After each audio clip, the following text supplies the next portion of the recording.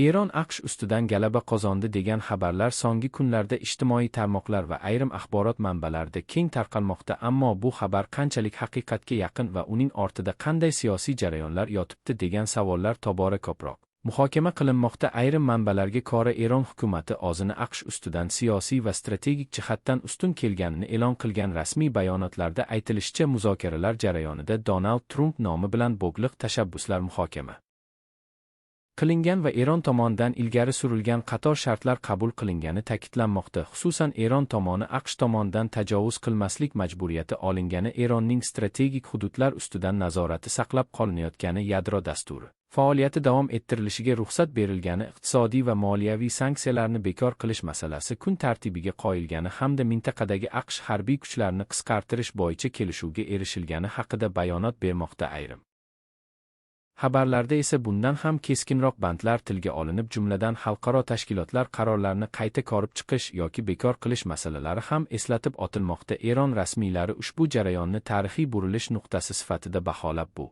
mamlakatning siyosiy mustaqilligi va bosimlarga qaramay olib borgan qat'iy siyosati natijasi ekanini alohida urgulamoqda. Ammo bu xabarning eng muhim jihati shundaki, AQSh tomonidan hozircha bu bayonot yuzasidan hech qanday rasmiy tasdiq berilmagan va bu esa xalqaro hamjamiyatda jiddiy savollarni yuzaga keltirmoqda. Siyosiy tahlilchilarning fikricha, bunday keng qamrovli va strategik ahamiyatga ega kelishuvlar odatda uzoq yillar davom etadigan murakkab diplomatik muzokaralar natijasida yuzaga keladi. Shu sababli qisqa vaqt ichida bunday natijaga erishilgani haqidagi xabarlar ehtiyotkorlik bilan tekshirilishi lozimligi ta'kidlanmoqda. Shuningdek, BMT Xavfsizlik kengashi va MAGATE kabi xalqaro tashkilotlar bilan bog'liq qarorlarni o'zgartirish yoki bekor qilish masalasi bir yoki ikki davlatning irodasi bilan emas, balki ko'plab davlatlar ishtirokidagi murakkab va ko'p bosqichli diplomatik jarayonlar orqali amalga oshiriladi. Aynan shu sababli ekspertlar ushbu xabarlarga nisbatan ehtiyotkorlik bilan yondashishni tavsiya qilmoqda. Bundan tashqari, bu kabi bayonotlar ko'pincha axborot urushi yoki propagandaviy strategiyaning bir qismi bo'lishi mumkinligi ham aytilmoqda. Ya'ni davlatlar ba'zan ichki auditoriyani ruhlantirish yoki xalqaro maydonda o'z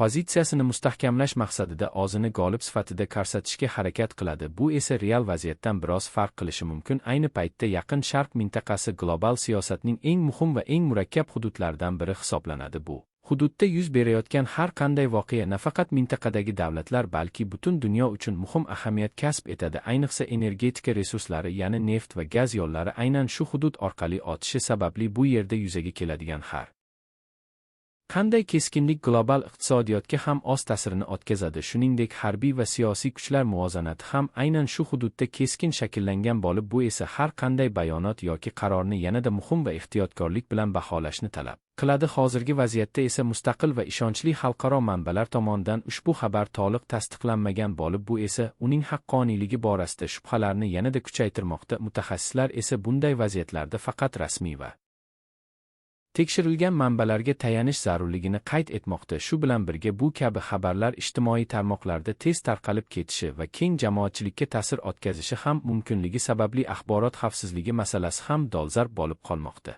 Oddiy foydalanuvchilarga esa har qanday shov-shuvli yangilikni darhol qabul qilmasdan avvalo uning manbasini tekshirish va ishonchli axborot vositalari orqali tasdiqlash tavsiya etiladi. Ayni damda vaziyat rivoji diqqat bilan kuzatilmoqda va yangi rasmiy bayonotlar